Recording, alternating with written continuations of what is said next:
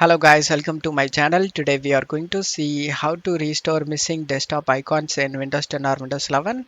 I show you guys how to do it. Method 1, you just need to right click on the desktop and select view and select show desktop icons, and now check if the problem solved or not. If not, method 2, you just need to right click on the desktop and select personalize. On right side select themes, select desktop icons, and you just need to check mark recycle bin and computer etc if you want, and select apply and ok for save changes, and you can able to see recycle bin and this pc in web desktop.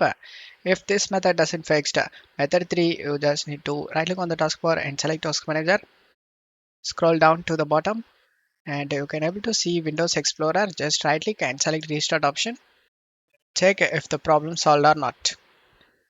If not, method 4, you just need to right click on the desktop and select a new and select a shortcut option, and now you just need to go to search menu and search for the application that is missing in desktop icons, and right click and select open file location.